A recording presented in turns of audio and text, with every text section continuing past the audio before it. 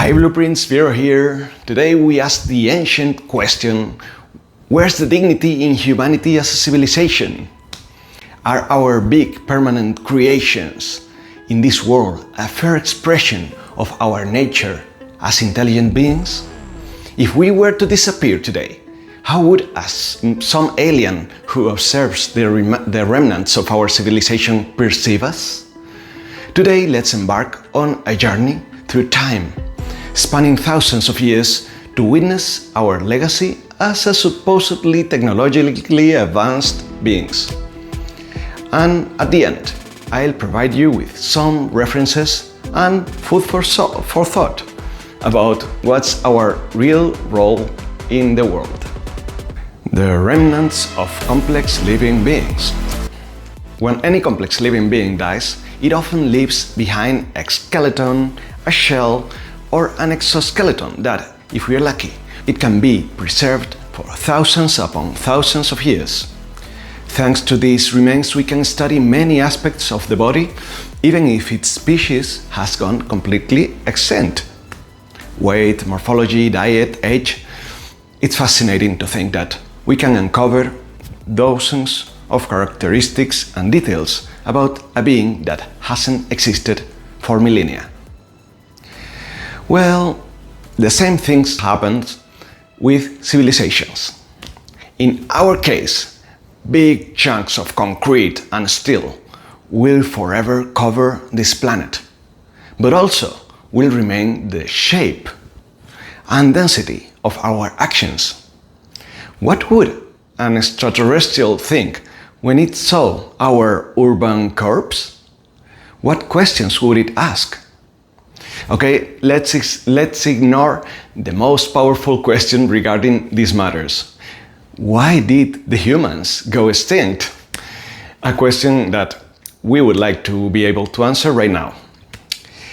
If we ignore that question, note that almost all the attention will be based on our social order, through urbanism, also our culture, and then, of course, through our architecture.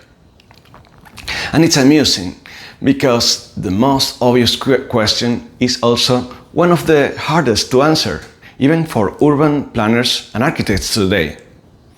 Everything related to urban density. Why were these remains? Are they constructed in such concentration in some areas and scattered so much in others? Why did they build tall buildings in one place, and medium size ones in another, and then small ones elsewhere? But they will also wonder, why, with the same building materials and knowledge, we chose to construct using such different techniques? There are buildings, a structure made of steel made of reinforced concrete, stone, bricks, wood, aluminium. There are even bricks of glass, or a mixture of all of them. Let me show you an example. Okay, it's the year 5000 and we are examining the cities of our extinct civilization. In the US, they were experts using concrete reinforced with steel. Bricks with cement was also cheap material resource for building. Yet they still built almost all single-family homes out of wood, of which few remain today to study. Do you know, in the year 5000, few pieces of structural wood would be left out there. But in contrast, Europeans with comparable economic levels had thousands of square kilometers built with reinforced concrete and brick and mortar, versus very few using wooden structures and partitions. It's also inevitable to think about how our architecture and urbanism are an expression of our culture and especially our economy. Why are there cities in China, in Arabic countries or in Australia that are comparable in size and architectural typologies to those in the US, but surrounded by vast desert or rural areas. Meanwhile, in Europe, there's a denser network of these more durable urban remains over time compared to European rural settlements or compared to Australia. Okay, I'm convinced that almost all the answers to these questions would be similar. These humans were only capable of improvising. Their way of organizing themselves wasn't systematic or methodical, but rather based on immediate needs.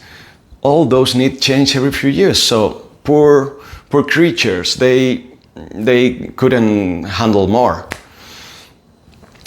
leaving behind buildings and cities that needed to be adapted to new needs and technologies.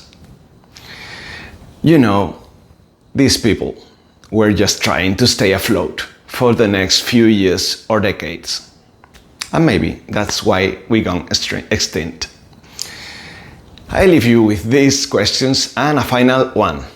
What would happen if our way of organizing ourselves ceased to be improvised and instead was planned deliberately to satisfy economic or social needs in the long run? Could we think about designing large groups of humans proactively, rather than using urbanism just as a tool to patch our problems? The movie Megalopolis by Coppola raises these dilemmas. Note, please, I don't recommend this movie because it's like a cinematographic disaster, but it's the only one that expresses in film the ambition and missed opportunity of urbanism, which was already envisioned by great minds such as Le Corbusier, Frank Lloyd Wright, and other books like Garden Cities of Tomorrow. Comment down here if you want me to talk about these very different dreams of what could have been our city if we wanted. And we conclude this video with that precious original phrase from an old movie called Knock on Any Door, which speaks about how we are a product of our cities. Live fast, die young, and leave a lovely corpse. But allow me, I'm all in with enjoying life with abundance. You know, only the last part of that famous sentence stays with me. Take care, see the big picture, and keep thinking forward.